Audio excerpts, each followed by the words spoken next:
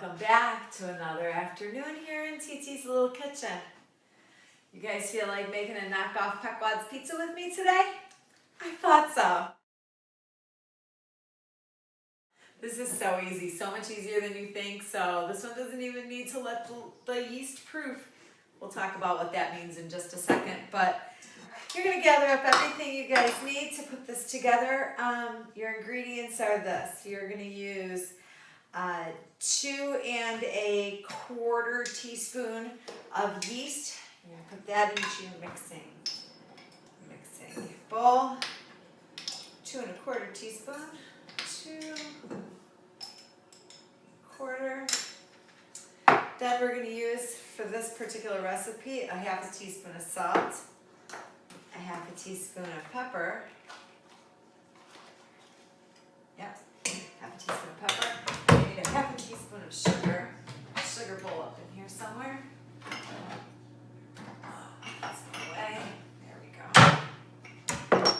See, a 1/2 teaspoon of sugar.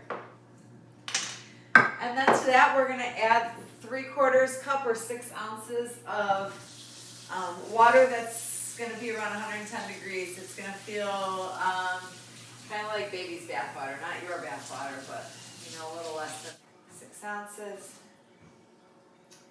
Oh, yep, we're good to go.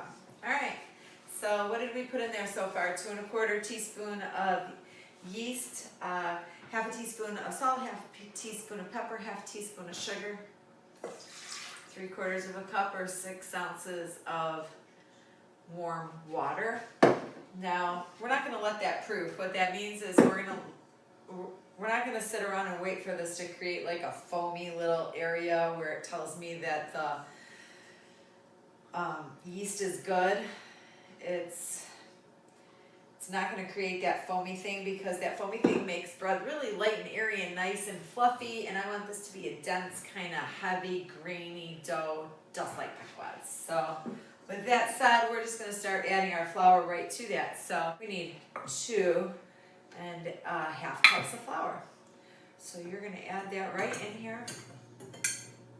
Sorry. Make sure you even that off. It's 1.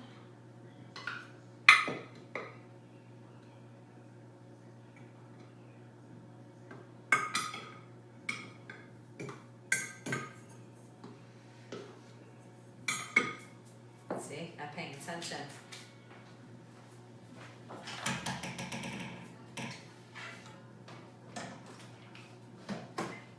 I also need a tablespoon of olive oil in here.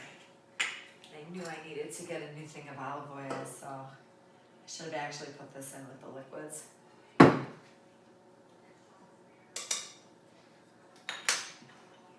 There's 2 cups. Let's go with a 1/2. And then we get that all mixed together. The best thing to mix that together with to start is actually just a wooden spoon. Get it all kind of wet up together, and then we'll go ahead and put on the bread hook. Once we get it all wet together so that you can see here, let's see if we're able to show that to you. See? We'll go ahead and get that all wet together. We'll go ahead and we'll knead that with the bread hook for, 3 to 5 minutes, depending on what it looks like when it starts separating from the edges and it starts sticking together nicely. So let's see what we got going on in just a few.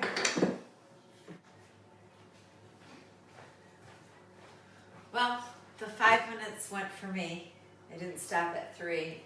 It needed the full 5. Felt a little thick. Probably made it a little fast because of you guys. But next I am going to apparently try to use the end of this roll.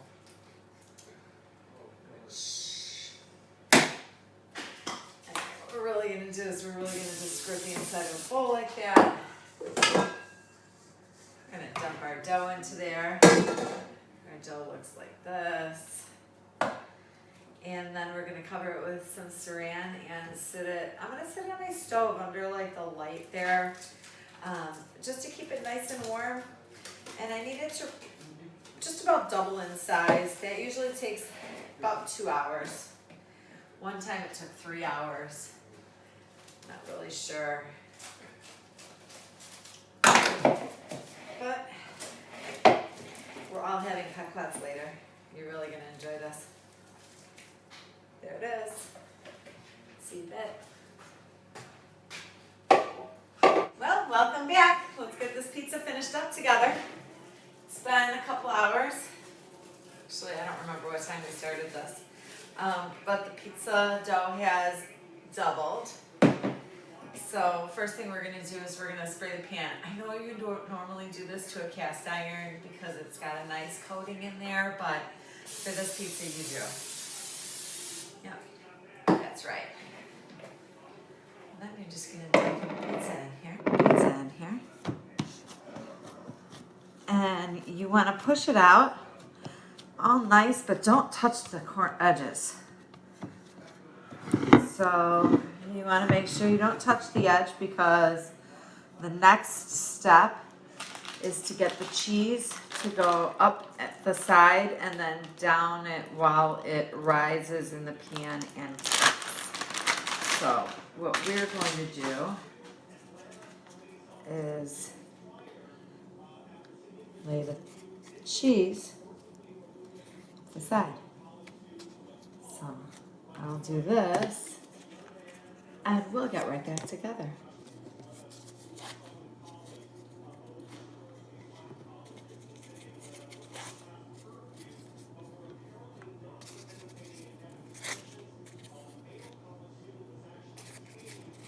Well, I didn't have as much of the sliced deli cheese as I thought I did, but I had at least as much as I needed to get the sides done. So we're going to use some shredded mozzarella for the rest of this pizza. So I want to make sure I get a good amount on the bottom because you want it to adhere to your dough. And a nice cheesy bread with this. So, yep, the first thing you're putting down in this pizza is the cheese. Second thing you're going to put down in this pizza, if you have vegetables and you want your vegetables in here, then you put your vegetables down next because you don't want them to get overcooked. So keeping some of those under the sauce is fine. Otherwise, we're going to go ahead and put your pizza sauce on.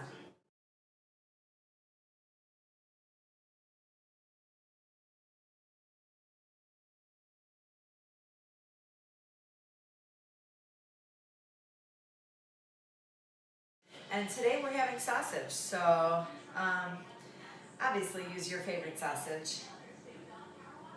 I don't know, maybe Clements will send me some sausage if I plug them, but seriously, we look around for Clement sausage. I did hear that they sell their brand rebranded at Aldi's. It's got a little pig on the front. I can't remember what it's called. Lucky Pig? I don't know. Doesn't matter. But if you see it, I would try it. It's so good. Yeah, so then we're going to just go ahead and dot it with our sausages. It's about half. Got another one right here. So go ahead and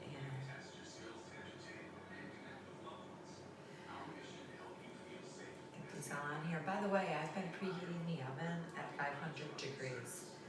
I'm also going to put a piece of tin foil on the top rack. I'm going to put the pan on the bottom, and I'm going to cook it like that for 20 minutes. I'll show you guys in just a minute.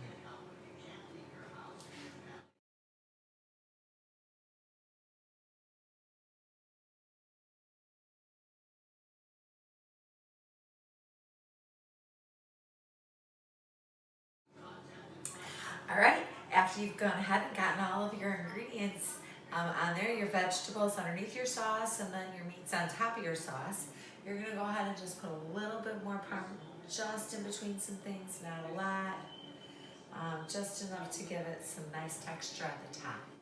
All right, so as you see, pizza's done just like this. I'm going to throw a little oregano on the top because that's how we like it. After that, I'm going to go ahead, I'm going to throw it in the oven again. I'm going to put a piece of tin foil on the top rack. I'm going to slip the pizza underneath and we're going to put it in there for 20 minutes like that. Then I'm going to go ahead and take the top tin foil off and leave it in there for 10 to 20 minutes until it's done. Let's go and dry our pizzas. All right, well, it's time to put this in the oven. We're preheated to 500 degrees. We have a piece of tin foil on the top shelf. I'm going to go ahead and put the pie on the bottom shelf. And in 20 minutes, we're going to take off that tin foil. See you then.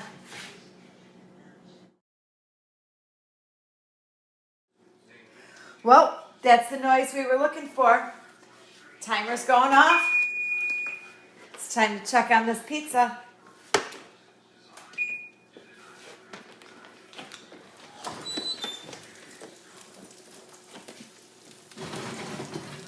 That looks pretty good.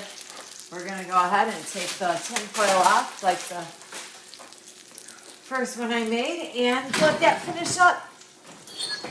Another 10 to 20 minutes. Let's see how it goes. Okay, this is it. Pizza should be done. Let's check. Oh yeah, that looks fantastic. What do you guys think? Let's let that cool for about 5 minutes. Can you see that bubbling? Do you see that delicious caramelized crust? Just wait. Oh, I simply can't wait for this thing to cool off.